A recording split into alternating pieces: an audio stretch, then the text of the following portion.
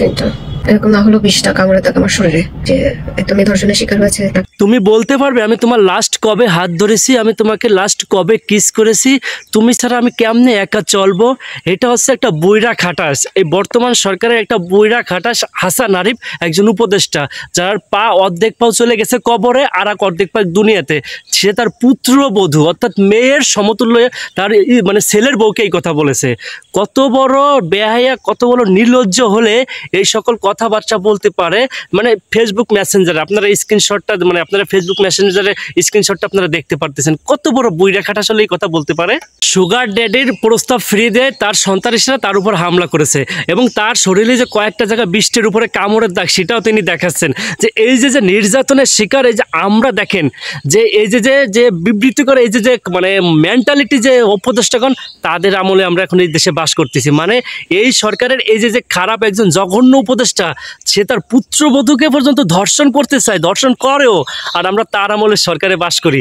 হায় রে আমার, মানে কি বলবো ভাই, আমরা কোন সরকারের আমলে বাস করি, কোন দেশে বাস করি ভাই, যেখানে তার ঘরের নিজ পুত্রবধূ স্বয়ং তার কাছে নিরাপত্তা নয়, তাহলে সাধারণ মেয়েরা কিভাবে নিরাপত্তা থাকে এরকম সুগার ড্যাডিদের কাছে?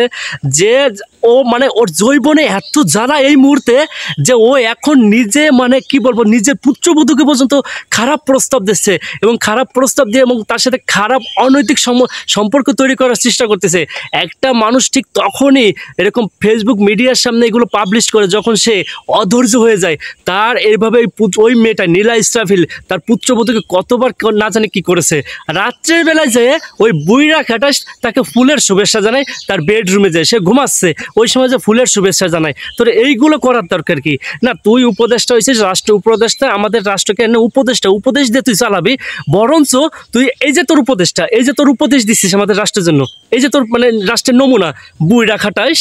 এদের মতো লোক দেশ চালায় আর আমরা এই দেশে বাস করি। এই লজ্জা কোথায় রাখবো? এই লজ্জা কি রাখার জায়গা আছে বলেন? না না, কতটা নিকৃষ্ট, কতটা মানে আপনার ফ্যাসিস্ট হলে, কতটা যৌন নিপীড়িত লোক হলে এভাবে তার নিজের পুত্রবধূকে ধর্ষণ করতে পারে? তার সামনে যদি এরকম ঠিক তার নিচের পোস্টের কেউ যদি সুন্দরী মহিলা বাঁধে, অর্থাৎ কোনো মেয়ের জাত মানে মায়ের জাত বোনের জাত বাঁধে, ওকে ছাড় দেবে? এই যে না, এই যে মানে লুচ্চার বেটা লুচ্চা, এই যে কাজটা করতেছে আপনার এই যে হাসান আরিফ সাহেব, এ নিজের পুত্রবধূরা ছাড় দেয় না, আর অন্যের পুত্রবধূ অন্যের মেয়েরা কিভাবে ছাড় দেবে? না, আমি এরকম রাষ্ট্রের এরকম উপদেষ্টাগণ তো আমরা আশা করিনি। সমন্বয়করা তোমরা আসো না? তোমরা কি কম্বলের তলে হান্দায় আছো? যদি কম্বলের তলে হান্দায় না থাকো, অতি বিলম্বে দ্রুত এই কুলঙ্গারের জন্য আর একটা আন্দোলন করো। তোমরা আন্দোলন করে দ্রুত, যত তাড়াতাড়ি পারো এটা তোমরা বহিষ্কার করো। তোমরা সমন্বয়করা তো এখন সব কিছু পারো, একটু দ্রুত এটা একটু বহিষ্কার করো। পুত্রবধূ পর্যন্ত এর কাছে নিরাপত্তা নাই, একটু দ্রুত এটা বহিষ্কার করো।